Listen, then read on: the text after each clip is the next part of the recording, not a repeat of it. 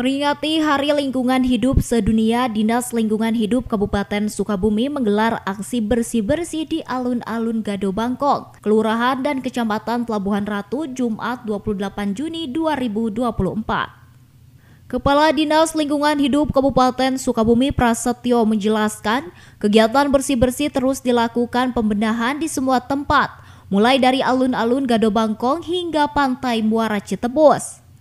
Kepala Dinas Lingkungan Hidup Kabupaten Sukabumi Prasetyo mengatakan, Dinas DLH Kabupaten Sukabumi bersama masyarakat melakukan kegiatan bersih-bersih sampah di tempat wisata alun-alun Gado Bangkong dalam rangka memperingati Hari Lingkungan Hidup Sedunia dan menyambut peralatan event nasional Healthy City Summit 2024. Selanjutnya, Prasetyo mengungkapkan bahwa DLH Kabupaten Sukabumi akan terus melakukan pembersihan menjelang acara agar Kabupaten Sukabumi terlihat cantik dan layak oleh para tamu undangan.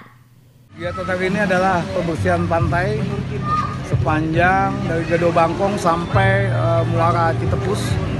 Kita melakukan kegiatan ini dalam rangka memperingati Hari Lingkungan Hidup Sedunia.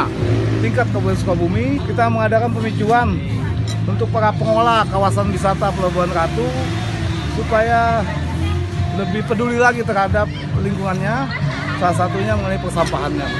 Kalau DLH kita ngadain kegiatan ini dan terus menerus ya, mungkin tidak hanya hari ini ya, nanti pada saat sebelum hari H juga kita akan lakukan lagi pembersihan dan mempercantik kota kita. Dari Kecamatan Pelabuhan Ratu, Kabupaten Sukabumi, Indra Sofyan, Tim Liputan MGS TV melaporkan.